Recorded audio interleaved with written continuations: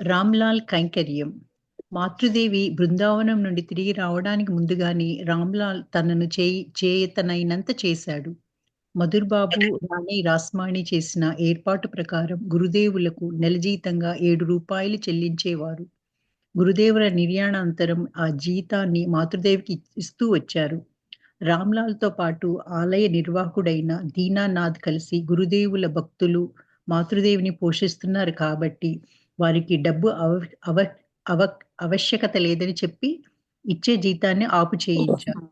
మాతృదేవి ఈ విషయం విన్నప్పుడు కించిత్తు కూడా కలత చెందక, "ఆపితే ఆపని, ఆయనే వెళ్ళిపోయారు. డబ్బుతో నేనేం చేసుకుంటాను" అని మాత్రం అన్నారు.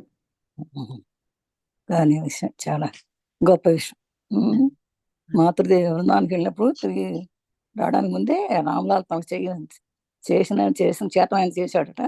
కానీ చూడండి, రాణి రాస్మణి చేసిన ఏర్పాటు ప్రకారం గురుదేవులకు నెల జీతం ఇచ్చేవాడు, రూ. 7 ఇచ్చేవాడు. గురుదేవుల మరణాంతరం కూడా ఆ అమ్మకి ఇచ్చేవాడు. దాంతో పాటు ఆలయ నిర్వాహకులు కూడా అన్నారట, ఆయన దీనానాథ్ అన్నాడట, గురుదేవుల భక్తులను మాతృదేవి పోషిస్తున్నారు, గురుదేవులకు భక్తులు మాతృదేవి పోషిస్తున్నారు కాబట్టి ఇంకా వాళ్ళకి డబ్బులు ఎందుకు ఒక్కర్లేదని చెప్పాడు. చూడండి, ఆ భక్తుల్లో కూడా ఎలాంటి విషయాలు ఉంటాయో. ఆ డబ్బులు రూ. 7 ఇవ్వడానికి ఆ రోజుల్లో కూడా అంత చేసి, అంటే ఆ రోజుల్లో రూ. 7 గొప్ప డబ్బే అయ్యి ఉండొచ్చు. అందుకని ఆ భావన ఎట్లా ఉందో చూడాలి. కానీ మాతృదేవి అన్నారంటే, ఇవ్వకపోయినా పర్లేదు, నాకింత అసలు కావాల్సిన విషయం వెళ్ళిపోయిన తర్వాత ఇంకా నాకు ఈ డబ్బులతో ఏం పని ఉందని అన్నారు. కానీ ఇవ్వలేదని ఏమీ బాధ లేదు ఆమెకి. కానీ ఈ విషయం తెలుసుకున్న నరేంద్రుడు ఆలయ నిర్వాహకుల వద్దకు వెళ్లి, ఆ జీతాన్ని మునుపటిలా మాతృదేవికి అందజేయమని పరిపరి విధాలా ప్రాధేయపడ్డాడు. కానీ ప్రయత్నం ఫలించలేదు. ఆ తరువాత గురుదేవుల భక్తులందరూ సమావేశమై ప్రతి నెల మాతృదేవికి రూ. 10 ఇవ్వాలని నిర్ణయించారు. కానీ ఏ కారణం వల్లనో ఆ ప్రతిపాదన అమలు కాలేదు. బృందావనం నుండి కలకత్తాకు వచ్చి ఒక వారం రోజులు బలరాం బోసు ఇంట్లో బస చేసి మాతృదేవి కామార్పూర్‌కు బయలుదేరారు. యోగిన్మ, గోలాప్మ ఇంకా ఒకరిద్దరు భక్తులు ఆమెతో పాటు వెళ్లారు. బయలుదేరడానికి ముందుగా మాతృదేవి దక్షిణేశ్వరం వెళ్లి కాళీమాతను, ఇతర దేవులను దర్శించి ఆరాధించారు. గురుదేవులు నివసిస్తున్న గది, నహబత్తు, పంచవటి ఇత్యాది చోట్లను చూసి వచ్చారు. దుఃఖంతో కలగలిసిన ఎన్నెన్ని మధుర స్మృతులు ఆమె హృదయంలో జనించి పోయి ఉంటాయో చెరగని. కానీ ఈ విషయం తెలుసుకున్న డబ్బులు ఇవ్వటం లేదని సంగతి తెలుసుకున్నటువంటి నరేంద్రుడు అంటే వివేకానందుడు, ఆయన చెప్పి, లేదు ఇట్లా ఇదివరకు ఇట్లాగానే అమ్మకి ఇవ్వాలి మామూలుగా అని చెప్పి చాలా బతిమాలాడంట. కానీ ఆయన మాట పట్టించుకునే వాళ్ళు ఎవరు లేరు అక్కడ.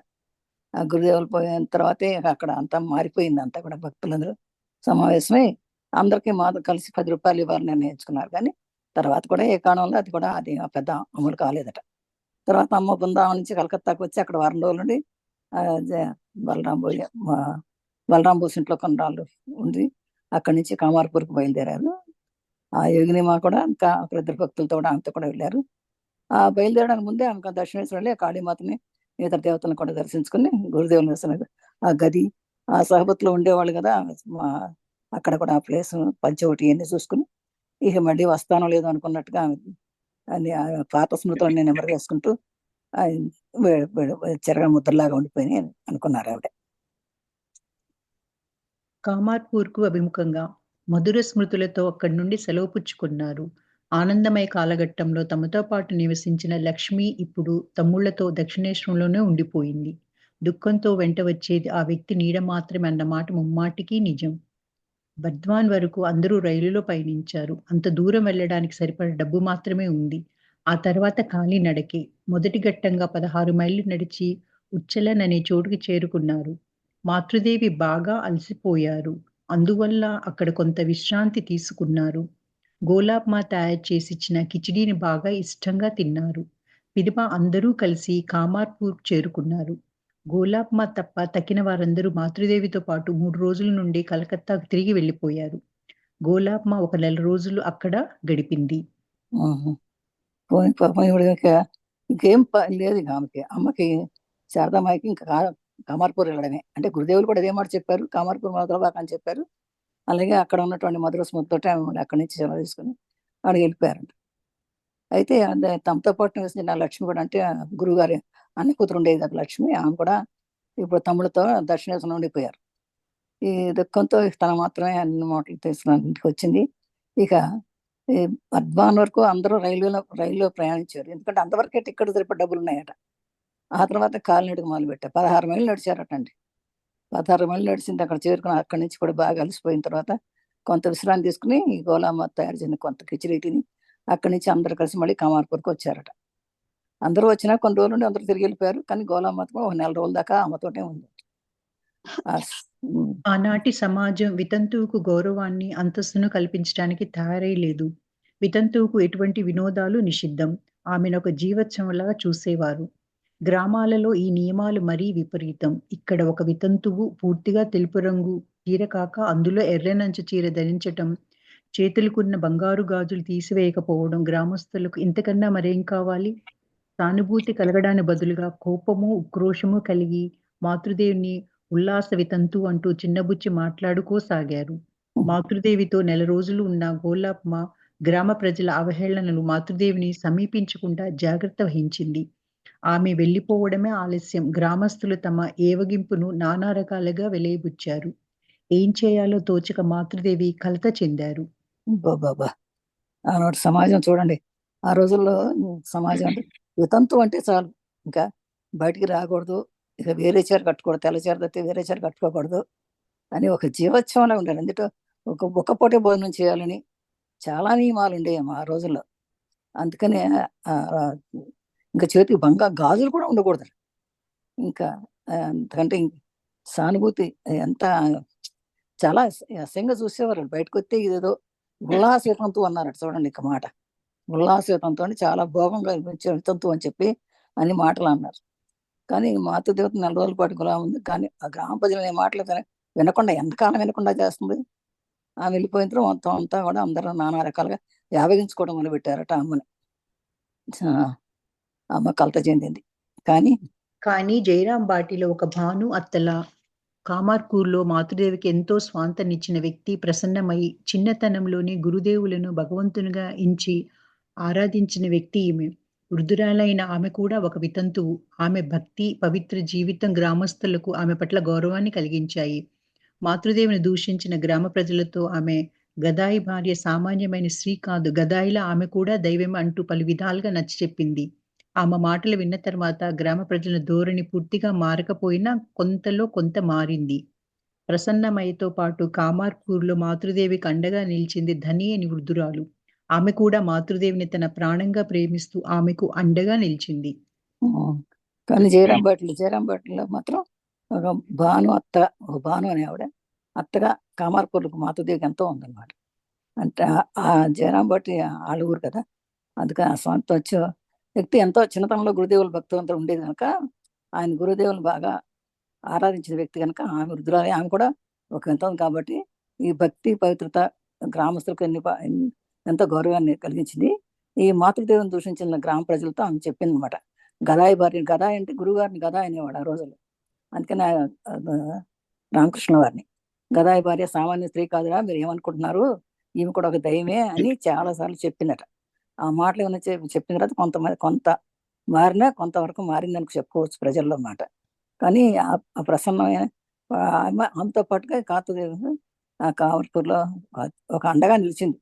అందుకే ఆమె చాలా వృద్ధురాలు. ఆమె కూడా ఇంతవే, కానీ మాతృదేవి తన ప్రాణంగా ప్రేమిస్తూ ఆమెకు ఒక అండగా నిలిచిందన్నమాట. మరి ఒక్కటే ఏకాగ్గా కాకుండా అమ్మ కొంచెం అండగా నిలిచింది ఒక ఆవిడ, ఎవరో పెద్ద ఆవిడైనా కూడా.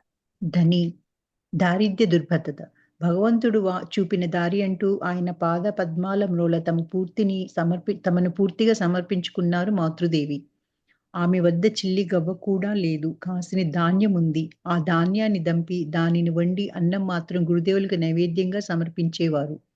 తాము కూడా అదే తినేవారు. తర్వాత ఒకరోజు తామే ఒక గుణపం తీసుకొని తోటను బాగుచేసి తోటకూర విత్తనాలు చల్లారు. ఈ తోటకూరకి పెరిగేదాకా కేవలం ఒట్టి అన్నం మాత్రమే తిన్నారు. అందులో కలుపుకోవడానికి కావాల్సిన ఉప్పు కొనడానికి కూడా డబ్బు లేదు. ధరించిన దుస్తులు చిరిగిపోతే వాటిని ముడివేసి ధరించసాగారు. దారిద్ర్యం ఆమెను ఎంతగానో బాధించిందో తెలుస్తూనే ఉంది కదా. అబ్బా, దారిద్రత కూడా వచ్చేసింది ఆమెకు. భగవంతుడు చూపిన దారంటూ సాయంగా పాదపద్మాల మీద పడి ఎంతో నమస్కరించుకున్నారు. కానీ ఆమెకు చిల్లిగా కూడా లేదట. ధాన్యం ఉందట. మరి ఆ ధాన్యాన్ని దంచి దాన్ని వండి అన్నం తినేవారు. అదే నైవేద్యం పెట్టి ఆ నైవేద్యాన్ని తను తినేవాళ్ళట. కానీ ఒకరోజు గుణపం తీసుకుంటే తోటకూర వేసుకున్నట్ట. కానీ అన్నం తింటున్నారు కానీ అన్నంలోకి ఉప్పు కొనుక్కోవడానికి కూడా డబ్బు లేని పరిస్థితి. అంటే మనం ఆలోచించండి, దుస్తులు చిరిగిపోతే ముళ్ళు వేసుకుని కట్టుకున్నదంట. ఎంత దారిద్ర్యం అనుభవించిందో అమ్మ తెలుసుకోండి. బంధువుల చీత్కారం. సమాజ కట్టుబాట్ల కారణంగా గ్రామస్తులు మాతృదేవిని దూషించారంటే బంధువులు అంతకంటే ఒక మెట్టు పైకెక్కి ఆమెను చీత్కరించారు. ఒక వితంతువు సుమంగళిలా జీవించగోరుతున్నదనే కారణం వల్లనో, లేకపోతే గ్రామస్తులు తమను కూడా వెలివేస్తారనే భయంతోనో బంధుగణం ఇలా ప్రవర్తించిందో తెలియరాలేదు. ఏకాకి అయిన మాతృదేవికి తోడు నీడగా ఉండవలసిన వారు గురుదేవులు అన్న రామేశ్వరుని సంతానమైన లక్ష్మీ, రామ్‌లాల్, శివరాములు. కానీ దక్షిణేశ్వర కాళికాలయ ప్రధాన పూజారి అయిన రామ్‌లాల్ ఎలాంటి సహాయము చేయకపోవడమే కాక, మాతృదేవికి ప్రతి నెల ఇచ్చే రూ. 7 కూడా ఆపించేసిన ప్రబుద్ధుడు. శివరాం మాతృదేవి పట్ల ఎంతో ఆప్యాయత చూపాడు. ఉపనయనం తద్వారా ప్రథమ భిక్షను మాతృదేవి నుండి స్వీకరించాడు. కానీ మాతృదేవికి ఎలాంటి సహాయమూ చేయలేని నిస్సహాయ స్థితిలో అతడున్నాడు. అతడు తన అన్నతో దక్షిణేశ్వరంలోనే ఉన్నాడు. లక్ష్మి కూడా సోదరులతో పాటు దక్షిణేశ్వరంలోనే ఉండిపోయింది. అబ్బా! ఆ రోజుల్లో ఎంత ఇప్పుడు మనకు అర్థమవుతుంది ఏంటంటే, ఆ రోజుల్లో వితంతు అంటే ఎలా చూసారో తెలుస్తోంది ఇప్పుడు. ఈమెనంత చేత్కరించుకోవడమో, తిండి పెట్టకపోవడమో కనీసం. ఎందుకంటే ఆమె సుమంగళిగా జీవిస్తుందని అనుకున్నారట. అంటే ఆమె ఎప్పుడు బొట్టు పెట్టుకునే ఉండేదనమాట. గురుదేవులు మనకు చెప్పారు కనుక గాజులు పెట్టుకునేది, గుర్తు పెట్టుకునేది. అందుకని ఆ గ్రామస్తులంతా చాలా ఇది ఉండే. అందుకే తన బ బంధువులు కూడా ఈమెతో కలిస్తే మిగిలిన బంధువులు తను గౌరవించరని చెప్పేసి వాళ్ళు కూడా వదిలేశారు. ఏకాకి అయిందనమాట ఈమె. యాక్చువల్‌గా అసలు అక్కడున్న రామ్‌లాల్ అనే వ్యక్తి అక్కడ పూజారిగా ఉండేవాడు. అతని వల్లే ఈ రూ. 7 ఇచ్చేవి కూడా ఇవ్వకుండా చేసాడతను. అందుకని శివరాం అనే అతను ఉండేవాడు. అతను కూడా మాతృదేవి పట్ల ఎంతో ఆప్యాయత చూపించేవాడు. కానీ అతనే ఉపనయనం చేసినప్పుడు అమ్మ దగ్గర మొత్తం ఖర్చు తీసుకున్నాడు. అలాంటి వాడు కూడా ఈమె సహాయం చేయలేకుండా ఉన్నాడనమాట. లక్ష్మి కూడా అక్కడే ఉండటంతోటి ఇక ఎవరు తనకి సహాయం చేసే దిక్కే లేకుండా అయిపోయింది అమ్మకి. ఒకసారి దక్షిణేశ్వరం నుండి వచ్చిన రామ్‌లాల్ తనతో పాటు నలుగురు, ఐదుగురు బంధువులను తోడ్కొని వచ్చి కుటుంబ ఆస్తిపాస్తులను త్వరగా పంపకం చేసి, మాతృదేవి వాటాగా గురుదేవులు జన్మించిన చిన్న గుడిసెను అప్పజెప్పి కులదైవమైన రఘువీరుని పూజకు, నైవేద్యానికి ఏర్పాటు చేసి తిరిగి వెళ్ళిపోయాడు. ఈ పరిస్థితిలో మాతృదేవికి ఒకింత ఊరడింపుగా ఉన్నవారు ఎప్పుడో ఒకసారి వచ్చిపోయే భక్తులు మాత్రమే. పేదరికం కారణంగా భక్తులలో పలువురు కామార్పూర్‌కు వెళ్ళలేకపోయారు. అరుదుగా వచ్చే భక్తులను ఆహ్వానించి మాతృదేవి ఉపచరించేవారు. వారికి తమ పేదరికము, దుఃఖము తెలియరాకుండా జాగ్రత్త వహించేవారు. తమ పరిస్థితిని ఎవరికీ ఎన్నడూ మాతృదేవి చెప్పుకొనలేదు. ఇట్లా దక్షిణేశ్వరంలో వచ్చిన రామ్‌లాల్ వచ్చి తన 4 బంధువులతో కూడా వచ్చి అక్కడ ఆస్తిపాస్తులన్నీ కూడా త్వరగా పంపకం చేశాడట. చేసినప్పుడు మాతృదేవికి వాటా ఏంటంటే గురుదేవులు ఇచ్చిన ఒక చిన్న గుడిసె ఇచ్చాడు. ఈసారి దానికి పూజకి నైవేద్యానికి ఏర్పాట్లు చేసి వెళ్ళిపోయాడట. అప్పుడు కూడా ఏ పరిస్థితుల్లోనూ మాతృదేవి ఏదో కొంచెం చిన్న గుడిసె ఉందిలే అని చదువుకుంది. కానీ పేదరికాన్ని గురించి నేనేదో బాధపడుతున్నాను, నాకు బట్టలు లేవు, నాకు తిండి లేదు అనే మాట ఎవరితోనూ చెప్పేది కాదు. ఎవ్వరికి చెప్పకుండా తనతో తనే ఎన్నడూ మాతో ఎవరికి చెప్పుకోలేదట తన పరిస్థితిని. ఎవరో చెప్పుకుంటది, భగవంతుడు చెప్పుకోవాలి గానీ ఎవరికైనా చెప్పినా ఏమి లాభం లేదని అమ్మకు తెలుసు కాబట్టి. తపోజ్వాల ఆధ్యాత్మిక ధ్యాస. ఇలా తమంతట తామే ఏర్పరచుకున్న తపోమయ జీవితంలో పూర్తిగా లయమైపోయారు మాతృదేవి. ఆమె బాహ్య జీవితం పేదరికం, ఆవేదనలతో సమ్మిశ్రితమై తపోజ్వాలలో దగ్ధమయ్యే అదే సమయంలో ఆమె ఆంతరిక జీవితము ఆధ్యాత్మిక అనుభవాలతో, ఆనందంతో తొణికిసలాడసాగింది. గురుదేవుల దర్శనము, ఆధ్యాత్మిక దర్శనాలు, అనుభూతులు ఆమె ఆంతరిక జీవితాన్ని పరిపూర్ణం చేశాయి. పేదరికము, ఒంటరితనము తప్ప మాతృదేవి ముఖ్యమైన 2 సమస్యలు ఆధ్యాత్మిక అనుభవాలతో పరిష్కృతమయ్యాయి. మాతృదేవి వితంతు జీవితాన్ని స్వీకరించకపోవడమే గ్రామ ప్రజల దూషణం కారణం. దివ్యమయులైన భర్త తమతో పాటు ఉన్నప్పుడు ఆమె ఎలా వితంతువు అవుతారు? ఇది మొదటి సమస్య. చిన్నతనం నుండే గంగానది పట్ల మాతృదేవికి ఎనలేని భక్తి ప్రవృత్తులు ఉండేవి. దక్షిణేశ్వరంలో ఉంటున్నప్పుడు నిత్యము ఆ పవిత్ర నదిలో స్నానం చేసి ఆనందించిన వ్యక్తికి అక్కడ అది లేకపోవడం పెద్ద లోటు. అది రెండవ సమస్య. ఈ 2 సమస్యలు అద్భుతమైన ఒక ఆధ్యాత్మిక దర్శనంతో పరిష్కరింపబడ్డాయి. ఈ విషయం మాతృదేవి ఇలా అన్నారు. ఈమె ఎప్పుడు కూడా తపో జీవితంలో ఉండేది కనుక అతనికి ఏమీ బాహ్య జీవితంలో తను ఏదో పేదరికం అవుతుంది అని చెప్పేసి ఏం బాధపడేది కాదు ఆమె. ఎప్పుడూ తపస్సులోనే మునిగిపోయి ఉండేది అనమాట. ఇక ఆధ్యాత్మిక అనుభవంతో ఎప్పుడూ ఆనందంతోనే ఉండేది. నాకు బట్టలు లేవని కానీ, నాకు తిండి లేదని కానీ, రేపొద్దున ఎలా జరుగుతుందని కానీ అలాంటివన్నీ ఏమి లేవు ఆవిడకి. ఎప్పుడు గురుదేవుల దర్శనం జరుగుతూనే ఉండేది ఆమెకి. అందుకని గురుదేవుల దర్శనం జరుగుతుంటే మరి ఎలా ఉండగలుగుతుంది? అందుకని ఎప్పుడు పరిపూర్ణంగా చేతులు గాజులు ఉంటాయి, మామూలుగా చీర కట్టుకునేది. అది ఎప్పుడు బొట్టు పెట్టుకునేది అనమాట. అది ఇతరులకు నచ్చల. కానీ ఆమె ఆధ్యాత్మికంగా ఉండేది. ఎవరేమనుకుంటున్నారు అనేది కూడా వినేది కాదు ఆమె. అందుకని గ్రామ ప్రజలందరూ కూడా ఈమె వితంతువుగా ఉండాలి కానీ వితంతుగా లేదని చెప్పేసి వాళ్ళు ఇష్టపడేవాళ్ళు కాదనమాట. తనేమో నా భర్త నాకు రోజు కనపడుతున్నాడు, నాతోనే ఉన్నాడు. అలాంటప్పుడు నేను ఎలా వితంతుగా ఉంటానని ఆమె అనుకునేది. ఇప్పుడు గంగానది అంటే ఇష్టం. దక్షిణ దేశంలో ఉన్నప్పుడు ఎప్పుడు కూడా ఆ గంగానదిలో స్నానం చేసేది. ఇప్పుడు కూడా అదే జరుగుతుంది. అదే అక్కడ ఇక్కడ లేకపోవడం చేత లోటుగా అనిపించేది అనమాట. ఈ రెండో సమస్య ఏంటంటే ఆధ్యాత్మిక దర్శనం ఉండటం వల్ల అవి ఏం పట్టించుకునేది కాదు. బాగా ఏది లేకపోయినా లేదు అనేది పట్టించుకునేది. ఎప్పుడు ఆధ్యాత్మికంలో ఆత్మలో ఆనందంగానే ఉండేది. బాహ్యంగా ఎవరేమనుకున్నా పట్టించుకునేది కాదు మాత. గురుదేవ గంగా.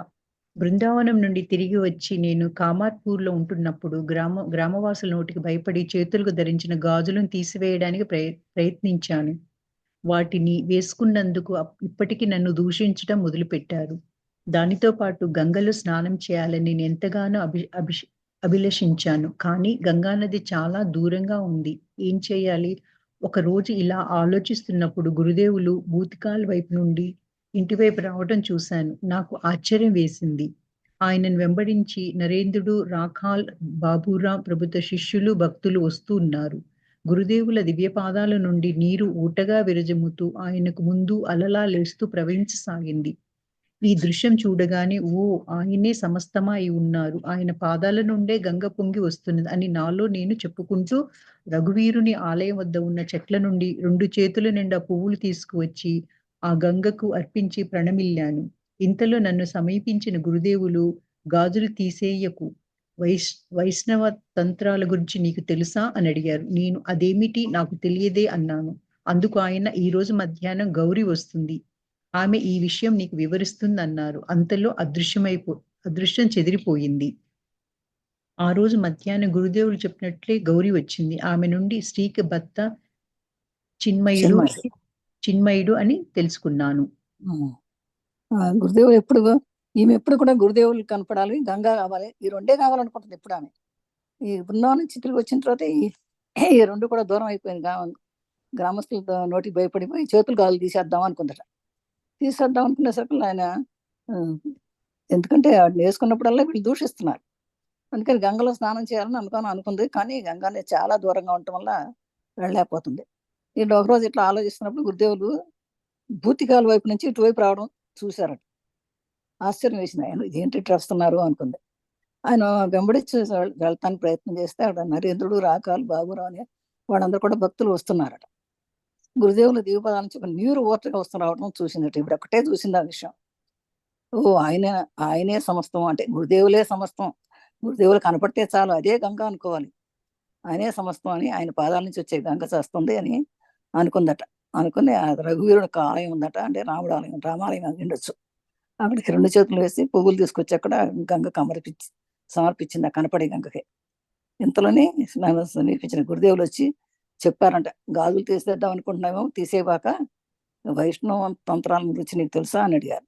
అవేమిటో నాకేం తెలియదే అంటే ఆయన, లేదు ఈ రోజు మధ్యాహ్నం గౌరీ వస్తుంది, ఆమె నీకు చెబుతుందిలే అని దాని గురించి అన్నారంట. అలాగే ఇంతలో ఆ దృశ్యం పోయిన తర్వాత నిజంగానే ఆ రోజు మధ్యాహ్నం గురుదేవులు చెప్పినట్టే గౌరీ వచ్చిందట. ఆమె నుండి స్త్రీ అనేది భర్తకి చిన్మయుడు, అంటే ఎప్పుడూ ఉంటాడు అని తెలుసుకున్నాను చెప్పింది అనమాట. ఎందుకంటే భర్త ఉన్నాడు, ఆయన చెప్పినట్టు జరుగుతున్నాయి కదా నేను. నువ్వు గాజులు తీపాక అని గౌరీ వచ్చి చెప్పిన విషయాలను కూడా చెప్పారు కదా, అలాగే జరుగుతుంది. ఇలాంటి దృశ్యాల కారణంగానే మాతృదేవి అత్యున్నత ఆధ్యాత్మికతలోనే నిమగ్నం అయిపోయారు. ఆధ్యాత్మిక శక్తి కూడా వారి నుండి అభివ్యక్తం చేశారు. ఆ విధంగా ఇప్పుడు కూడా ఆమెకు అంత ఆధ్యాత్మిక శక్తి ఉన్నది కాబట్టి గురుదేవులకు దర్శనం అవుతుంది. ఆమె గంగ అంటే గంగే వచ్చింది, గురుదేవులు వచ్చారు, ఆయన చెప్పినట్లు జరుగుతున్నాయి కనుక ఆమె చాలా అద్భుతంగా ఆధ్యాత్మికతలో ఉన్నత స్థితిలో ఉన్నారని చెప్పుకోవచ్చు. ఆగు అనగానే ఆగిన వాగు, ఆగిన వాన. ఈ సమయంలో ఒరిస్సా నుండి ఒక సాధువు అక్కడికి వచ్చి ఒంటరిగా ఒక గుడిసెలో ఉంటూ తపోమయ జీవితం గడపసాగాడు. ఒకరోజు కొందరు దుష్టులు ఆయన గుడిసెకు వెళ్లి ఆయనను చితకబాది పూజా ద్రవ్యాలను చిన్నాభిన్నం చేసి ఆయనను వేధించారు. దాంతో ఆయన కామార్పూర్ వదిలి వెళ్ళిపోవాలని నిశ్చయించుకున్నారు. ఆ సంగతి మాతృదేవికి తెలిసింది. తమకు గ్రామస్తులు కలిగిస్తున్న బాధల గురించి మాతృదేవి అంతగా పట్టించుకోలేదు. ఆ సాధువుకు ఎలాగైనా సాయపడాలని ఆమెకు అనిపించింది. తమకు తోడుగా కొందరిని తీసుకొని అక్కడికి వెళ్లారు. వారి సహాయంతో హాల్ద్వార్ హాల్దార్ పుకూర్‌కు వాయువ్య తీరంలో ఒక చిన్న గుడిసె నిర్మించసాగారు. సరిగ్గా అప్పుడే ఆకాశంలో కారు మబ్బులు క్రమ్మాల. వెంటనే భారీగా వాన వచ్చే సూచనలు కనిపించాయి. మాతృదేవి చేతులు జోడించి భగవంతుడా ఆగాలి, గుడిసె నిర్మాణం పూర్తి కాగానే మీ ఇష్టానుసారం వర్షించవచ్చు అంటూ ప్రార్థించారు. అలాగే గుడిసె మీద ఆకులన్నీ పరిచిన తర్వాతే వర్షం కురిసింది. సాధువును కూడా ఆ గుడిసెలో నివసించేలా చేశారు. అటువైపుగా వెళ్తున్నప్పుడల్లా స్వామీజీ ఎలా ఉన్నారు అంటూ క్షేమం విచారించేవారు మాతృదేవి. ఆ సాధువు ఎక్కువ రోజులు జీవించలేదు. గుడిసెలో నివసించడం మొదలుపెట్టిన కొంతకాలానికి ఆయన మరణించాడు. అదే చూడండి. ఆగు అనగానే వాగిందట వాన.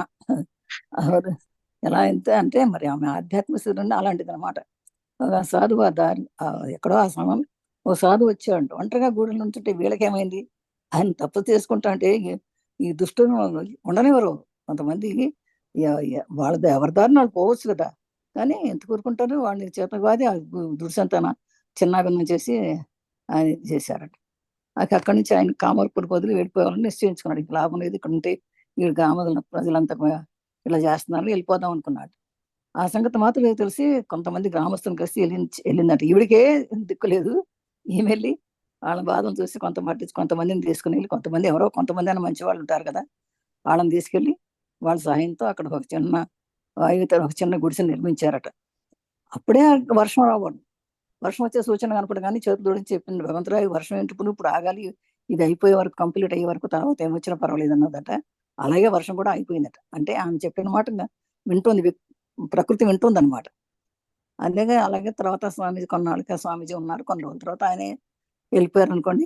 ఉన్నప్పుడల్లా కొంచెం క్షేమ సమాచారాలు తెలిసేది. ఎందుకుంటారు అందరూ ఎవరి టైం వచ్చినప్పుడు వాళ్ళు వెళ్ళిపోవాల్సిందే కదా! ఆగు అన్నప్పుడు వర్షం ఆగడమే కాకుండా వర్షించు అనగానే వర్షించడం కూడా జరిగింది. కాలాంతరంలో ఒకసారి జైరాంబాటిలోని దాని పరిసరాలలోనూ బొత్తిగా వానలు పడకపోవడంతో కరువు విలయతాండవం చేసింది. ఒకరోజు గ్రామ ప్రజలందరూ కలిసి మాతృదేవి వద్దకొచ్చి, అమ్మా ఈ సంవత్సరం కూడా వర్షాలు కురవకపోతే అందరము తప్పక చావాల్సిందే అంటూ మొరపెట్టుకున్నారు. వారి దుఃఖం చూసి కరిగిపోయిన మాతృదేవి వారితో పాటు పొలాలకు వెళ్లారు. ఎండు బీడు పట్టిపోయిన పొలాలను చూసి ఆమె కన్నీళ్లు ఆపుకోలేకపోయారు. అత్యంత భక్తి శ్రద్ధలతో చేతులు జోడించి భగవంతుడా ఇదేం ఘోరం, కాటకంతో అందరూ చావాల్సిందేనా అంటూ హృదయం ద్రవించేలా ప్రార్థించారు. ఆ రాత్రే వాన వాన వాన ఎంత వాన కురిసిందంటే దానిలో వారి కాటకం తీరిపోయింది. అదే మరి ఎంత గొప్ప మనిషి అనే సంగతి తెలియదా మరి వాళ్ళందరికీ కూడా? అంతకుముందు మరి ఏమైనా కూడా ఉండడానికి వీల్లేదు, వితంతు అని ఏడ్పించారు. అయినా ఆమె మనసులో పెట్టుకోలేదు కాబట్టి ఆమెకు వర్షం రాకపోయినా కూడా ఆ ఊళ్ళో చాలా కరువు ఇచ్చినప్పుడు అప్పుడు గ్రామంతులు అందరూ అడిగారట. అప్పుడు వర్షం అంటే ఆగి ఉంటే అయిపోయింది కదా! అది గుర్తించుకుని కొంతమంది వెళ్ళి చెప్పుంటారు. వాళ్ళందరూ అడిగేసరికి వీళ్ళందరూ సరే ఆమె కూడా బీడు వారిపోయినటువంటి పొలాలకు వెళ్ళిపోయి అక్కడ చూసి ఆ కింద చూసి భూమి అంతా కూడా ఎండిపోవడం చూసి అప్పుడు భక్తితో అయ్యో ఏంటి భగవంతుడా ఇట్లానా మరి అందరూ చనిపోవలసిందినా కరువుతోని అని చెప్పేసి హృదయదారకంగా ప్రార్థించినట్టు. ప్రార్థించడానికి వాన కూడా వచ్చేసింది చెప్పినాను. మరి వాళ్ళకి అప్పటికైనా బుద్ధి రావాలి మరి. మరి ఇంత కరువులో మన వర్షం రమ్మంటే రాదు కదా! అమ్మ రమ్మంటే వర్షం వచ్చింది మన కరువు తీరింది కానీ మరి ఆమెని మరి ఆమె పద్ధతికి మరి మెచ్చుకోవాలి, ప్రార్థించాలి. మరి ఏం చేశారో తర్వాత తెలుసుకున్న రోజు మనం. మృదుత్వం, కాఠిన్యం. ఒరిస్సా సాధువుపై దాడి చేసిన దుష్టులు ఏ సమయంలోనైనా ఒంటరిగా గుడిసెలో నివసిస్తున్న మాతృదేవి కూడా హాని తలపెట్టవచ్చు.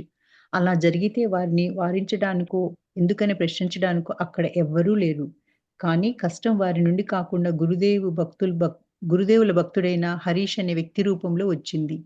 అతడు గురుదేవుల గృహస్థ భక్తుడు. గురుదేవుల సన్యాస శిష్యులు నివసిస్తూ తపస్సు చేసిన వరాహ నగర మఠానికి అప్పుడప్పుడే వచ్చేవాడు. అతను కూడా సన్యాసం పుచ్చుకుంటాడేమోనని భయంతో అతని భార్య అతని మనస్సును తన వైపుకు తిప్పుకోవడానికి గట్టిగా ప్రయత్నించింది. అందు నిమిత్తం మందులు, మాకులు ఉపయోగించింది. కానీ పర్యవసాన విపరీతమే అతడికి మతి స్థిమితం లేకుండా పోయింది. ఆ స్థితిలో అతడు కామార్పూర్‌కు వచ్చాడు. అతన్ని చూడగానే అతని వల్ల ఏదైనా ప్రమాదం జరగవచ్చునని ఊహించిన మాతృదేవి వెంటనే ఎవరైనా వచ్చి అతన్ని తీసుకువెళ్ళమని నగరానికి జాబు రాశారు. ఆ ఉత్తరం చూసి శరత్, నిరంజన్ బయలుదేరి వచ్చారు. కానీ వారు వచ్చేలోపుగానే పరిస్థితి విషమించింది. ఈ విషయంగా మాతృదేవి ఇలా అన్నారు. అప్పుడు హరీష్ కొన్ని రోజులుగా కామార్పూర్‌లో ఉండసాగాడు. భార్య కారణంగా అతడు మతి స్థిమితం కోల్పోయాడు. ఒకరోజు ఇంట్లోకి వె పొరుగింటికి వెళ్ళి ఇంట్లోకి వెళ్తున్నాను. అప్పుడు అతడు నన్ను తరమసాగాడు. ఇంట్లో ఎవరూ లేరు. ఎలా తప్పించుకోవాలో నాకు పాలు పోలేదు. ముందుగా అక్కడి ధాన్యం గాదె వెనక నక్కాను. అక్కయ్య కూడా వచ్చి తరమసాగాడు. నా కాళ్ళు అలసిపోయేదాకా 7, 8 సార్లు అతడి చేతులకు అందకుండా ఆ గాదె చుట్టూ పరిగెత్తాను. ఇక ఆ తర్వాత నేను ఓర్చుకోలేకపోయాను. నా స్వస్వరూపాన్ని ఆవహింపచేసుకున్నాను. అతన్ని పట్టుకొని చెంపలు ఎడాపెడా వ్రాయించి కిందపడ దూశాను. నా మోకాలును అతని ఛాతీపై ఉంచి, నాలుకను పట్టుకొని బయటికి లాగి, మళ్ళీ చెంపలను నా శక్తినంతా ఉపయోగించి వాయించాను. నా 2 చేతులు ఎర్రబడేదాకా వాడి చెంపలు వాయించాను. అతడు ఊపిరాడక గిలగిలలాడాడు. లజ్జ, వినమ్రత మూర్తీభవించిన వ్యక్తి మాతృదేవి. కానీ ఆ మృదుత్వం కూడా తన స్త్రీతత్వాన్ని భంగమని తెలుసుకున్నప్పుడు కాఠిన్యమైంది. ఆమె ఒక పురుషుడినే కొట్టి కింద పడవేయగలిగారు. అబ్బా! అబ్బా! అంత వీరత్వం కూడా ఉందనమాట. తర్వాత ఈ ఒరిస్సా సాధువు ఏ విధంగా బాధపడ్డాడో కదా! ఆ విధంగా తనకు కూడా జరగొచ్చని ముందుగానే అనుకుందట ఆమె. అనుకున్నప్పుడు అలా ఆ సమయంలో కాకుండా గురుదేవుల భక్తుడు ఒక హరీష్ అనే వ్యక్తి రూపంలో రానే వచ్చాడు. అనుకున్నట్టుగానే అతను రానే వచ్చాడు. గురుదేవుల గృహస్థ భక్తుడు యాక్చువల్లీ ఆయన. కానీ ఆమె ఎక్కడ సన్యాసం పుచ్చుకుంటాడు అని అతని భార్య చాలా గొడవ చేసేదట. ఆయన తిప్పుకోవడానికి ప్రయత్నం చేశాడు. కానీ ఆయన అట్లా ఏమీ అవ్వలా. ఇంకా అతనికి వ్యతిరేకంగా మతస్థిమిత లేకుండా అయిపోయింది. ఏంటి అతనేమో ఇట్లా భక్తుడిగా మారాలని, భార్య ఏమో అట్లా ఉండడానికి వీల్లేదని ఆ విధంగా మొత్తం మీద తన మతస్థిమితం లేకుండా అయిపోయింది. మరి ఆ స్థితిలో మరి ఎలా వచ్చాడో అనుకోకుండా ఈ కామర్పురం రానే వచ్చాడు. అతను చూడగానే అనుకుందట, అమ్మ అయ్యో! ఇప్పుడు ఇతని వల్ల కూడా నాకేమన్నా రావచ్చు అని చెప్పేసి కొంతమంది భక్తులకి రాసిందట. ఇతను వచ్చాడు. మీరు అతన్ని పరిస్థితి లేకుండా ఇదయింది. మీరొచ్చి తనని తీసుకెళ్ళండి అని చెప్పేసి రాసిందట. కానీ ఆళ్ళు వచ్చే లోపలే జరగవలసింది జరిగిపోయింది. ఇంటికొచ్చి నానా గొడవ చేయటం చేస్తారు. గాది కింద దాక్కోవడం అటు ఇటు అయినా కూడా కుదరలేదట. అప్పుడు ఇక లాభం లేదు. మనమే అవతారం ఎత్తాలనుకుందేమో అమ్మ. గబగబా బయటకొచ్చేసేసి ఇక బాగా అది పట్టుకుని చాటాపేడ కొట్టి తన నిజ స్వరూపాన్ని చూపించండి. ఒక కాళీ మాతలాగా శక్తినంతా కూడగట్టుకుని అతన్ని బాగా ఎడాపెడా బాగా వాయించేసిందట. అంటే అది ఎంతో లజ్జ, సిగ్గు ఉండేటువంటి అమ్మ అంత మాతృభవించినటువంటి ఒక వ్యక్తి ఆ మృదుత్వం ఎక్కడ పోయిందో పోయి ఆమె ఇట్లా అయితే నాకు స్త్రీతత్వానికే ఈ స్త్రీత్వానికి భంగం కలుగుతుందని చెప్పి తెలుసుకున్న నుంచి ఎంతో కాఠిన్యం, ఎంతో ఒక పురుషుడిని కింద పడేసేయగలిగిన శక్తి కూడా ఆమెలో ఉంది అన్నమాట. తెలుసుకోవాలి మా విషయంలో. ఈ సంఘటన మాతృదేవిని ఎంతగానో ఆలోచింపచేసింది. అప్పుడప్పుడు కనిపించే గురుదేవులు ఆయన సదా తమతో పాటు ఉంటున్నారనే స్మరణ, ఆధ్యాత్మిక అనుభవాలు మాత్రమే ఆమెకు సహాయంగా నిలిచాయి. కాలాంతరంలో మాతృదేవి ఇలా అన్నారు. కామార్పూర్‌లో ఒంటరిగా తోడు, నీడ లేకుండా ఉన్న ఆ కాలంలో నాకు బిడ్డలు లేరు. సొంతమంటూ పిలవడానికి ఈ లోకంలో ఎవరూ లేరు. ఇక నా గతేమిటనే ఆలోచన ఒకరోజు వచ్చింది. వెంటనే గురుదేవులు నాకు కనిపించి, నీకు ఒక కుమారుడు కావాలి. ఆణిముత్యం లాంటి ఎందరో కుమారుల్ని ఇచ్చి ఉన్నాను కదా! కాలక్రమంలో నిన్ను అమ్మ అని పిలవడానికి ఇంకా పలువురు బిడ్డలు వస్తారు అని అన్నారు. ఈ సంఘటన తర్వాత మాతృదేవి కామార్పూర్ జీవితంలో కొద్దిగా మార్పు వచ్చింది. ఇలాంటి కఠోర తపో జీవితం అవశ్యం లేదని గురుదేవులు కూడా అనుకున్నారేమో! మాతృదేవి తమ పరిస్థితిని గూర్చి ఎవరికీ చెప్పలేదు. అయినా కలకత్తాలో ఉంటున్న గురుదేవుల శిష్యులు ఈ విషయం ఎలాగో తెలియవచ్చింది. అది. ఈ సంఘటన జరిగిపోయిన తర్వాత అనుకుందట. ఏంటి ఆ శిష్యుడు వచ్చి ఆడిని కొట్టి బాగా ఇది చేసింది కదా! అప్పుడు గురుదేవులు అనుకుందట. నేనొక్కదాన్నే ఉన్నాను. నాకు ఎవరు లేరు అని వచ్చరికల్లా అప్పుడు ఆమెకి నా సహాయంలో ఎవరు లేరు, నిలిచేవాళ్ళు లేరు. ఒంటరిగా ఉండలేకపోతున్నా. తోడునోడు ఎవరు లేకుండా అయిపోయింది నాకు. నాకు బిడ్డలు లేరు కాబట్టి కదా ఇట్లా అయిందని అనుకుందట ఒకరోజు. నా గతి ఏంటి ఇకపోతే ఏమవుతుంది అని చెప్పేసి అనుకునే లోపల వెంటనే గురుదేవులు వచ్చేసి చెప్పారు. అదేంటి నీకు కుమారుడు కావాలా? ఎందుకు నీకు ఆణిమిచ్చాలంటే ఎందరో కుమారులు ఇచ్చాను కదా, ఎందరో నిన్ను అమ్మ కాలక్రమం నిన్ను అందరూ అమ్మ అని పిలుస్తున్నారు కదా, ఇంకా పలువురు బిడ్డలు వస్తారు, ఇంక ముందు ముందు కూడా ఇంకా పలువురు బిడ్డలు వస్తారు అని అన్నారట.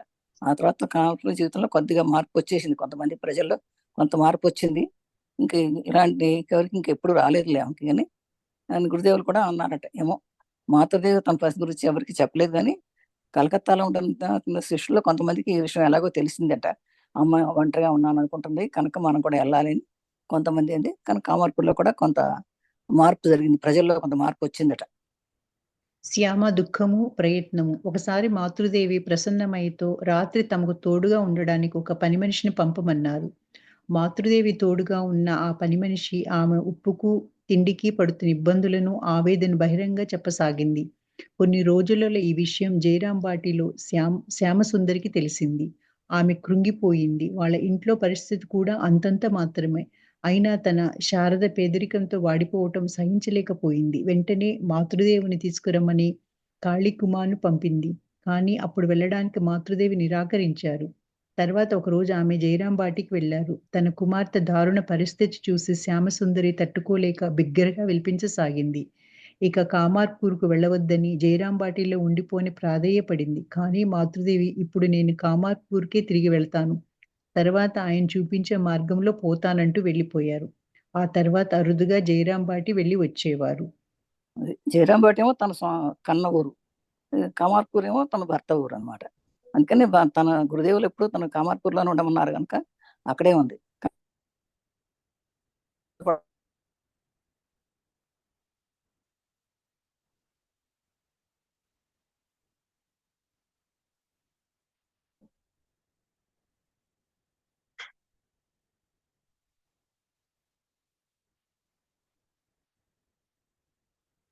తీసుకురమ్మని పంపిస్తే ఎవరిని వెళ్ళడానికి ఇష్టపడలేదు. తర్వాత ఒక రోజు ఆమె జయరాంపేటకి వెళ్ళి వచ్చింది. కానీ అప్పుడు ఆ కూతుర్ని వద్దొద్దు నువ్వు ఇక్కడే ఉండు, నా దగ్గరే ఉండంటే కూడా లేదమ్మా నేను గురుదేవుల మాట ప్రకారం నేను కమార్పూర్లోనే ఉండాలని చెప్పేసి బైరాంపేటలో కొన్ని రోజులు ఉన్నా కూడా తిరిగి మళ్ళీ కామార్పూర్కే తిరిగి వెళ్తానని చెప్పేసింది. అదే ఎందుకంటే గురుదేవులు చెప్పిన మాట ప్రకారం నేను పోతాను, తర్వాత ఏం జరుగుతుందో చూద్దామని చెప్పేసి తర్వాత అరుదుగా బైరాంపేటకి వెళ్ళి వచ్చేవారు కానీ అక్కడ ఉండలేదు, ఎప్పుడు కామార్పూర్లోనే ఉంది. కానీ శ్యామసుందర్ ఈ విషయాన్ని అంతటితో వదల్లేదు. కలకత్తాలో పౌరోహిత్యం చేసుకుంటున్న తన కుమారుడు ప్రసన్నకు ఈ విషయం చెప్పి పంపారు. ఈ విషయం విన్న ప్రసన్న అమిత కోపంతో దక్షిణేశ్వరంలో రామ్‌లాల్‌ను కలుసుకున్నాడు. కుటుంబానికి పెద్దగా మాతృదేవిని పోషించవలసిన బాధ్యత గురించి అతను నొక్కి చెప్పాడు. తన సోదరికి తోడు నీడ లేకుండా దారిద్ర్యంతో జీవించేలా చేసినందుకు గట్టిగా చివాట్లు పెట్టాడు. తర్వాత గోలాపమాను కలుసుకొని శ్రీరామకృష్ణ శిష్యులైన మీరు కలకత్తాలో ఉంటూ కూడా ఉప్పు కూడా లేని కేవలం ఆకుకూర తినేటట్లు మాత్రుని ఎలా వదిలేశారని వాపోయాడు. శ్యామ శ్యామసుందర్ వాళ్ళ అమ్మ కదా, అమ్మ కూడా తన విషయాన్ని తన కొడుకుతో చెప్పింది. ఆ కొడుకు తన కదా కలకత్తాలో పూజారిగా ఉండేవాడు, పౌరాహిత్యం వస్తూ వాడు అనమాట. ఆయన చాలా కోపపడ్డాడు. దక్షిణేశ్వరంలో ఉన్న రామ్లాల్ వల్లే ఇలా జరిగిందని తెలుసుకుని కుటుంబానికి పెద్ద అయినట్టు మాతృదేవిని పోషించిన బాధ్యత తెలిస్తే ఇట్లా చేస్తావా అని చెప్పి అతనితో కొంచెం గట్టిగా చెవాట్లు పెట్టాడట. తర్వాత గోలామాత కూడా కలుసుకుని మీరు కూడా తెలియదు ఇంకా ఇన్నాళ్ళ నుంచి మీరు అమ్మతో ఉన్నారు, మరి ఎట్లా చేశారు మీరు శ్రీరామకృష్ణుతో ఉన్నటువంటి మీరు అందరికీ కూడా ఇలా ఉంటుంది కదా, అమ్మ కేవలం ఉప్పు కూడా ఆకుకూరతో తింటూ ఉంటుంటే ఎలా వదిలేశారు మీరు అని వాళ్ళందరితో చెప్పి చాలా బాధపడ్డట ప్రసన్న. కలకత్తాకు గోలాప్మ వెంటనే మాతృదేవిని చూసుకునే బాధ్యత చేపట్టింది. కలకత్తాలో ఉంటున్న గురుదేవుల సన్యాస శిష్యులను, భక్తులను కలుసుకొని వారికి మాతృదేవి శోచనీయ పరిస్థితిని గురించి తెలియజేసి ఎలాగైనా సాయపడాలని అందరినీ అభ్యర్థించింది. అందుకోసం డబ్బు కూడా సేకరించింది. శ్రీరామకృష్ణ భక్తుల పేరిట మాతృదేవికి హృదయం హత్తుకుపోయేలా ఒక ఉత్తరం రాసి ఆమెను కలకత్తాకు రావాల్సిందిగా అభ్యర్థించింది. ఆ జాబు మాతృదేవికి అందింది. ఆమె ఎంతో కలవరపడ్డారు. కలకత్తాకు వెళ్ళాలా వద్దే అని సందిగ్ధావస్థలో పడిపోయారు. నేను 34 ఏళ్ల వయసురాలైన వితంతువును. బంధువులే లేని అన్యుల మధ్యలో వెళ్లి ఉండటం అంటే ఎలాంటి నిర్ణయానికి రాలేని మాతృదేవి గ్రామస్తుల అభిప్రాయాలు తెలుసుకోగోరారు. గోలాబమ్మ వెంటనే ఎప్పుడైతే గోలాబమ్మ చెప్పాడు ప్రసన్న తమ్ముడు అనమాట, చెప్పేసరికి ఆమెకు చాలా అనిపించింది. కలకత్తాలో గురుదేవులు సన్యాసి కొంతమంది తెలుసుకుని ఇలాంటి సూచనీయ పరిస్థితుల్లో ఉంది లేదా అని చెప్పేసి ఎట్టగానే ఆమె సహాయపడాలని కొంత డబ్బు పోగు చేసుకుంది. చేసి రామకృష్ణ భక్తుల పేరు కొంత చేసుకుని తన హృదయ ఒక ఉత్తరం రాసిందట. ఏమని ఆమెను కలకత్తా రమ్మనమని. కానీ మాతృదేవికి అది ఇష్టం లేదు వెళ్ళాలని. ఆమె ఎంతో కలవరపడింది. కలకత్తాకి వెళ్ళాలి ఎందుకు అని అనుకుందట. 34 ఏళ్ళు ఉన్నాయి నాకు, 34 వితంతు నేను, బంధువులు వెళ్ళి ఎవరు లేరు నాకు, ఎందుకు అక్కడ మాత్రం ఎవరున్నారు నాకు వెళ్తే అని చెప్పేసి ఏ నిర్ణయం తీసుకోవడానికి ఆమె అంతా సరే కొంతమంది గ్రామస్తుల అభిప్రాయం కూడా తీసుకోవాలని అనుకుందట. మాతృదేవి కలకత్తా వెళ్ళడం వారిలో పలువురు ఇష్టపడలేదు. అప్పుడు కూడా ప్రసన్నమయ్యే మాతృదేవికి అండగా నిలిచింది. ఆమె గ్రామవాసులతో గదాయి భార్య గురించి ఈ గ్రామ ప్రజలకు ఏం తెలుసు? గదాయి శిష్యులు ఆమెకు బిడ్డలు, బిడ్డల కోరిక మన్నించి కలకత్తా వెళ్ళడం తప్పేముంది అంది ఆమె. ప్రసన్నమై అనునయ వచనాలతో ధైర్యం పుంజుకున్న మాతృదేవి తమ తల్లి అభిప్రాయం తెలుసుకోవడానికి జయరాం బాటి వెళ్లారు. మాతృదేవి కలకత్తాకు వెళ్ళడం ముందు శ్యామసుందర్ అంతగా ఇష్టపడలేదు. కానీ కామార్పూర్ ప్రజలకు కనబరుస్తున్న ఏవగింపు, విద్వేషం, దూషణ వీటన్నిటిని చూసిన శ్యామసుందరి మాతృదేవి కలకత్తా వెళ్ళడానికి సంతోషంగా అనుమతించింది. దాదాపు 9 నెలలు కామార్పూర్లో గడిపిన మాతృదేవి 1888 ఏప్రిల్లో కలకత్తాకు బయలుదేరారు. అతను కలకత్తా వెళ్ళడానికి పెద్ద ఇష్టపడలేదు. కానీ ఆ ప్రసన్నమైన ఒక ఓల్డ్ తల్లి ఉండేది కదా, ఆమె కూడా అందట ఇక్కడ ఎవరో నీకు సరిగ్గా ఇవ్వట్లేదు. కానీ ఈ గ్రామస్తులందరూ గదాయి వారి గురించి గ్రామ ప్రజలకు ఏం తెలుసు, గదాయి అని చెప్పాం కదా మా గురువు గారు, అలా అనేవారు ఆ ఊర్లో. అందుకని గదాయి స్వామికి బిడ్డలు, ఆయన శిష్యులంతా కూడా ఆమె బిడ్డలే. అందుకని ఆయన కోరికను వంచి మొత్తం మీద అందరూ కూడా కలకత్తా వెళ్ళడానికి తప్పేం లేదు, ఆమె వెళ్ళాల్సింది ఎక్కడికి అని చెప్పి అందంట. ఆ తర్వాత అలాగే మాతృదేవి కూడా, తన మాతృదేవి కూడా జయరాం బటికి వెళ్ళినప్పుడు ఆమె అభిప్రాయం కూడా చెప్పిందంటే, ఎవరో పట్టించుకోవట్లేదు కనుక ఇక్కడంతా హీనంగా చూస్తున్నారు కనుక ఆమె కలకత్తా వెళ్ళడమే మంచిది అని ఇష్టపడిందట. అమరపూర్ నుంచి ప్రజలకు ఏవగింపు వాళ్ళందరూ కూడా ఎవరు ఇష్టపడలేదు, ఆమె వితంతుగా ఉండట్లేదు అని చెప్పేసి ఇష్టపడలేదు. అందుకని ఇవన్నీ చూసుకున్న తర్వాత ఏవగింపు చూసి శ్యామసుందర్ వాళ్ళ మాత తల్లి కూడా కలకత్తా వెళ్ళడం మంచిది అనేసరికి అందరే కలకత్తా వెళ్ళడం మంచిదని చెప్పేసరికి ఆమె కూడా విని కమార్పూర్ గడిపిన తర్వాత ఆమె మొత్తం 1889లో ఏప్రిల్ కలకత్తా వెళ్ళడానికి బయలుదేరింది. కామార్పూర్ మాతృదేవి గురుదేవుల నిర్యాణానంతరం మాతృదేవి 33 ఏళ్ల జీవించారు. దీనిలో మొదటి 13 ఏళ్లు అంటే 1898 వరకు మాతృదేవి లోకానికి తెలియకుండానే జీవితం గడిపారు. కామార్కూరు, జయరాం భాటి, కలకత్తా అంటూ ఆమె నివాస స్థానాలు మారుతూ వచ్చాయి. కామార్పూర్లో నీ సొంత ఇంటిని వదిలివేయకు అంటూ గురుదేవులు చెప్పిన మాటలు మర్చిపోలేదు. ఆయన చెప్పినట్లే నివసిస్తూ తపోమయ జీవితం గడపాలనే ఆమె ఆశయం. కానీ పరిస్థితులు పూర్తిగా ప్రతికూలమైనందున అక్కడి నుంచి కలకత్తా వెళ్ళవలసి వచ్చింది. తన స్వరూపాన్ని, తన అవతార కార్యాన్ని ఎరిగిన వారు కారు మాతృదేవి. భవిష్యత్తులో వందలాది బిడ్డలు తమ వద్దకు వచ్చినప్పుడు ఇలాంటి ప్రతికూల వాతావరణం నెలకొన్నట్లయితే వారందరినీ చేరదీసి పోషించడం ఎలా? వారందరూ ఎలా ఆధ్యాత్మిక సాధనలు అనుష్ఠించగలుగుతారు? వీటన్నిటినీ యోచించే కామార్పూర్ను తన నివాస స్థానంగా చేసుకోలేదు. కానీ కలకత్తా నుండి వచ్చినప్పుడు అప్పుడప్పుడు అక్కడ ఉండసాగారు. కొన్ని సమయాల్లో 1 సంవత్సరం దాకా కూడా నివసించారు. కానీ ఆ సమయంలో ఆమె దారిద్ర్యంతో పోరాడవలసిన అగత్యం లేదు. భక్తులు ఆమె యోగక్షేమాలు చూసుకున్నారు. గురుదేవుల భక్తులే కాక ఇతరులు కూడా మాతృదేవి గురించి తెలుసుకొని ఆమె వద్దకు రాసాగారు. 1898 తర్వాత మాతృదేవి కామార్పూర్‌కు కొన్ని మార్లే వెళ్లారు. శ్యామసుందరి కోరికను మన్నించి మాతృదేవి జయరాం బాటిని తమ నివాస స్థానంగా చేసుకున్నారు. మొత్తం మీద గురుదేవులు పోయిన తర్వాత 37 ఏళ్ళు జీవించారట. నిర్యాణంతో కూడా 37 ఏళ్ళు జీవించారట. ఎంతో మొదటి 13 ఏళ్ళు అంటే వరకు పెద్ద లోకానికి అంత పెద్దగా తెలియదు. తర్వాత జయరాం బట్టి కలకట మార్చుకుంటూ వచ్చారు. మొత్తం మీద కామార్పూర్ ముస్లింలను వదిలిపెట్టబాక అని గురుదేవులు చెప్పిన మాట మాత్రం ఆయన మర్చిపోలేదు. కానీ ఆయన చెప్పినట్లే నివసిస్తూ తపం ఇది ఉంటూనే ఉంది. కానీ పూర్తిగా ప్రతికూల వాతావరణం ఉండటం వల్ల అక్కడి నుంచి బయలుదేరాల్సి వచ్చింది. అయితే తమ భవిష్యత్తులో ఎంతో బిడ్డలు ఉంటారని చెప్పిన మాట నిజమే అది కూడా. అలాగే కొంతమంది చాలా హెల్ప్ చేసిన వాళ్ళు ఉన్నారు. ఎంత ఆధ్యాత్మికంగా ఎదుగుతూనే ఉంది ఆవిడ. కానీ తన కామార్పూర్ కూడా అప్పుడు వెళ్తూనే ఉంటూ కలకత్తా నుంచి వచ్చినప్పుడు అప్పుడు వెళ్తున్నారు. అలాగే కొన్నిసార్లు జయరాం బట్టి కూడా వెళ్ళి వాళ్ళ అమ్మ దగ్గర కూడా వెళ్తూ ఉండేవారు అనమాట. మొత్తం మీద ఆ రకంగా ఉంటూ తర్వాత కొన్ని శాంతి కోరిక నుంచి అన్ని చోట్ల వెళ్తూ ఉండేవారు. మొత్తం మీద కలకత్తా నుంచి జయరాం బట్టికి వెళ్తుండేవారు, కామార్పూర్ కూడా వెళ్తుండేవారు. నిజమాదేవి జయరాం బట్టి స్థానంగా కూడా ఏర్పరచుకున్నారు. తర్వాత చివరికి ఇంకా జయరాం బట్టిని తల్లి నివాసస్థానం కూడా చేసుకున్నారట. భవిష్యత్తులో తీర్థ స్థలాలలో సుప్రసిద్ధమైనది కాబోతున్న కామార్కూరు ఇంటిని పరిరక్షించి రాబోయే తరానికి దానిని అప్పగించే బాధ్యత తనపై ఉన్నట్లు మాతృదేవికి బాగా తెలుసు. అందువల్ల మాతృదేవి ఎక్కడ నివసించినా గురుదేవులు అవతరించిన ఆ పావన పర్ణశాలను చెక్కుచెదరక పరిరక్షిస్తూ వచ్చారు. తమను ఆశ్రయించే భక్తులకు కామార్కూరు పవిత్రత గురించి చెప్పి అక్కడ ఒకరోజు బస చేసి వెళ్ళమనేవారు. కామార్కూరు గురించి ఎవరు తప్పుగా దేనిని గురించి చెప్పడం మాతృదేవికి రుచించేది కాదు. క్రింద సంఘటన ఈ విషయాన్ని స్పష్టం చేసింది. ఒకసారి శివరాం ఓకే. ఊర్లో లేనప్పుడు చెప్పండమ్మా. ఓకే. తీర్థయాత్ర స్థలంగా చేశారటండి కామార్పూర్ని. ఎందుకంటే కామార్పూర్లోనే పుట్టారు కదా గురుదేవులు. అందుకని దాన్ని ఒక తీర్థయాత్ర స్థలంగా చేయరనమాట. అంటే అలా చేసి రాబోయే వచ్చే తరానికి ఇక్కడ గురుదేవులు ఉన్నారు, ఇక్కడ మాతృదేవి ఉంది అని తెలిసేటట్టుగా అందరికీ ఉండాలని చెప్పేసి అది చెక్కు చెదరకుండా ఆ పర్ణశాలను అలాగే ఉంచారట. ఎప్పుడు కూడా దాన్ని పర్ణశాల బాగోగులు చూసుకుంటూ ఉండేవారట.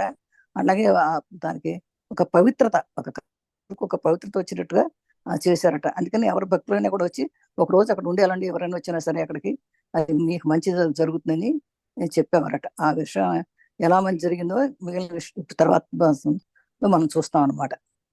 ఒకరోజు శివరాం ఊళ్ళో లేనప్పుడు అతడి భార్య తమ కుమార్తెలను తమ కంటే తక్కువ కులస్తుడైన ఒక యువకునికి వివాహం చేసి ఇవ్వాలని నిశ్చయించింది. తక్కిన ఎవరికీ ఇది ఇష్టం లేదు. కుమార్తె ఎక్కడికి పారిపోకుండా ఒక గదిలో ఆమె బంధించింది. ఇంటికి పెద్ద అయిన రామ్‌లాల్‌కు ఇది మరీ అవమానంగా తోచింది.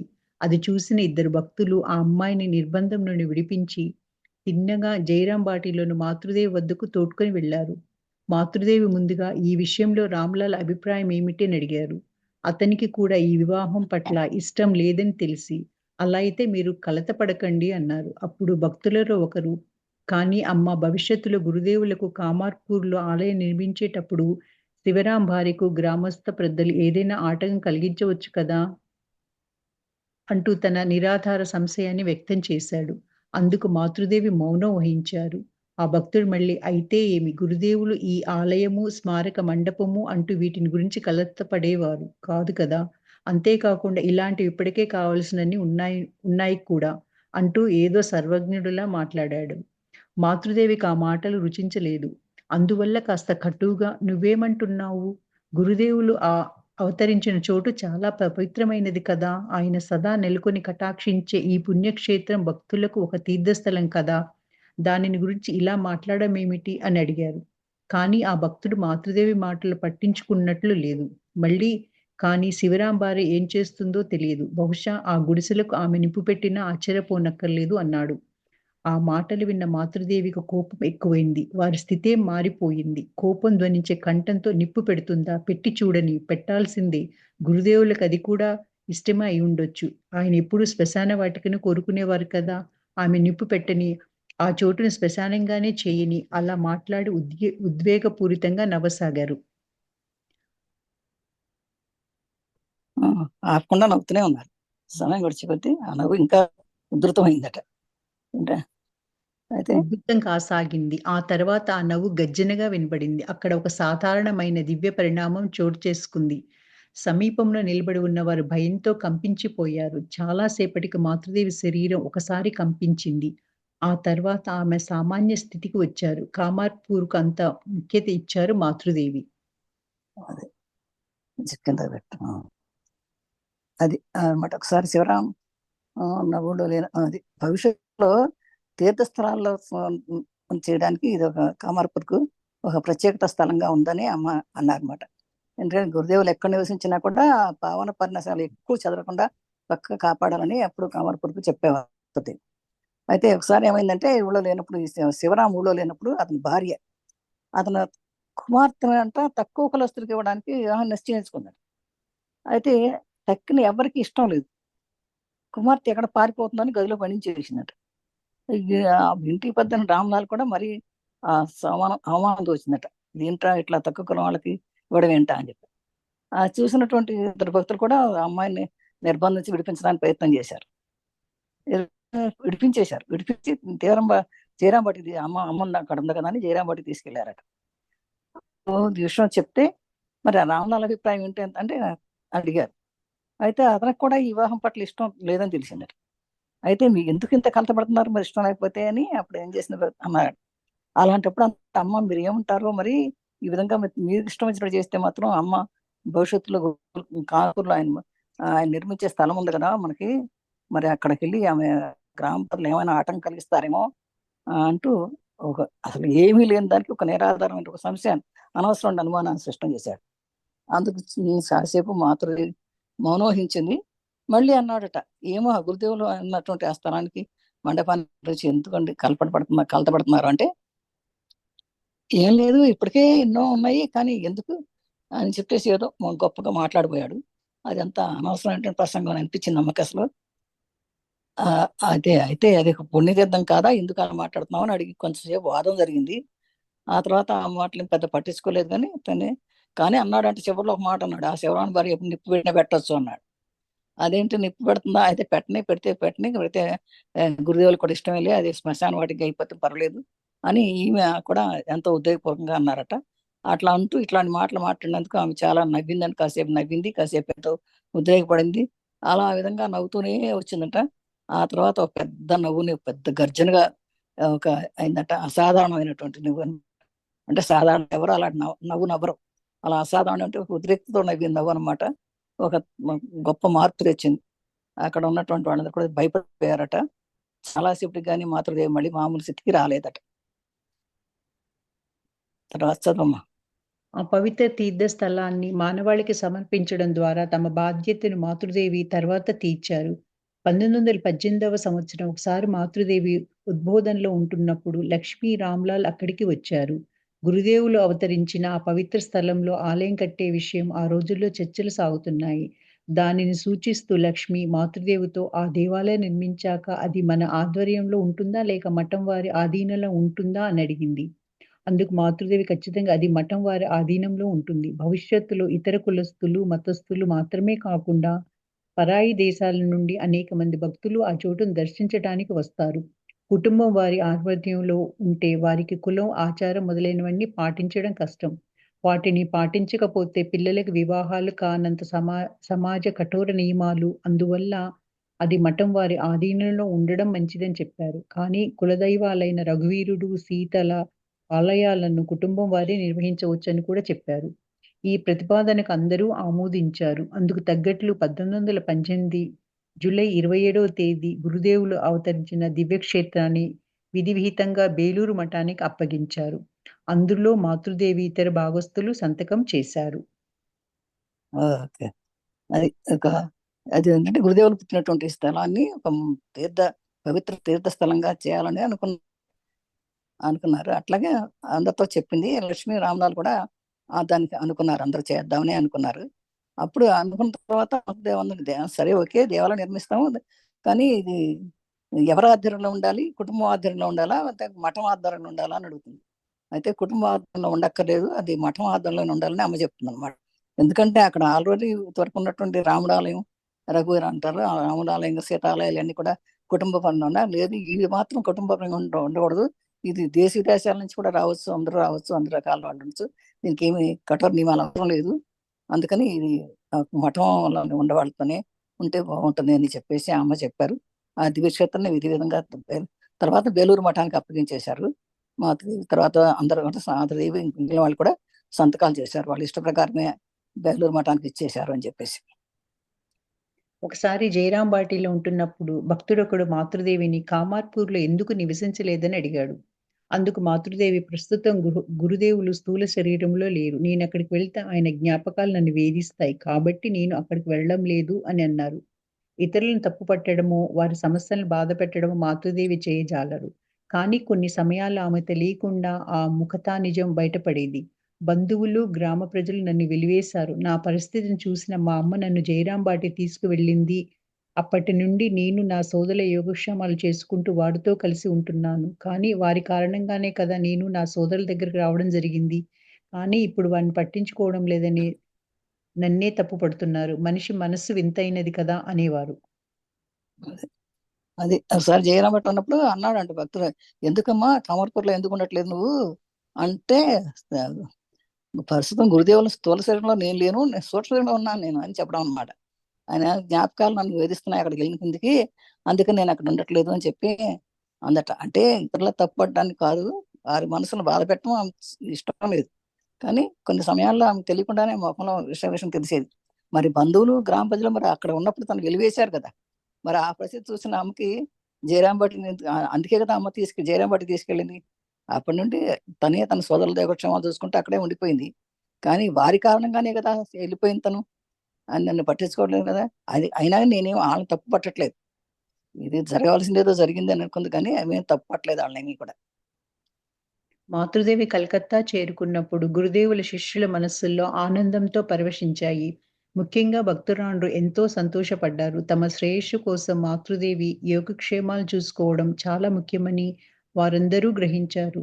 ఇంతవరకు గురుదేవుల భక్తులలో కొందరు మాతృదేవిని గొప్పగా భావించలేదు. ఆమె ఒక స్త్రీ అయినందువల్ల గోలాప్మ, యోగిన్మ లాంటి భక్తురాండ్రు ఆమెను ప్రశంసిస్తూ మాట్లాడుతుండటం భావించారు.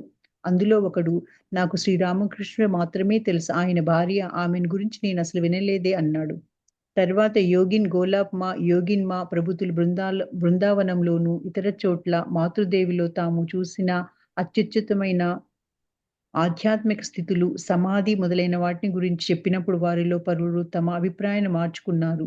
వారు పోషించడం తమ బాధ్యతగా గ్రహించి తమకు చేతనైనంతగా చేయూతనిచ్చారు.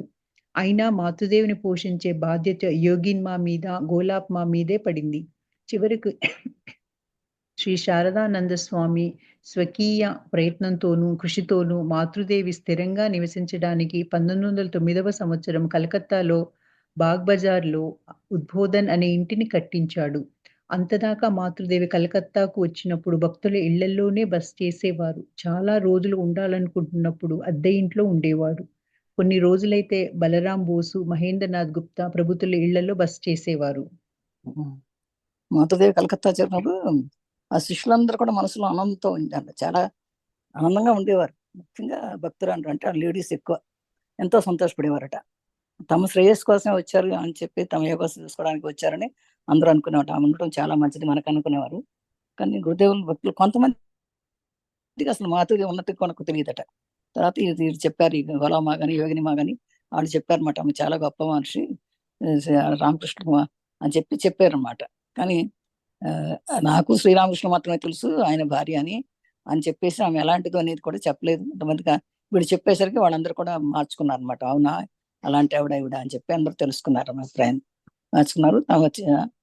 చాలా చేయూతనిచ్చారు. మాతృదేవి పోషించే బాధ్యత అంతా యోగినిమ, గోలామ వాళ్ళిద్దరు తీసుకున్నారు. చివరికి శారదానంద స్వామి కూడా ఆమెను తీసుకుని చాలా కృషి చేసి మాతృదేవికి ఒక స్థిర నివాసం ఉండాలి అని చెప్పేసి, అంతకుముందు ఆ వాళ్ళింట్లో వీళ్ళింట్లో ఉండేది ఆవిడ. అంటే అలా కాకుండా ఆమెకు స్థిర నివాసం ఉండాలని చెప్పేసి ఒక నివాసం ఏర్పరిచారట అందరూ కలిసి.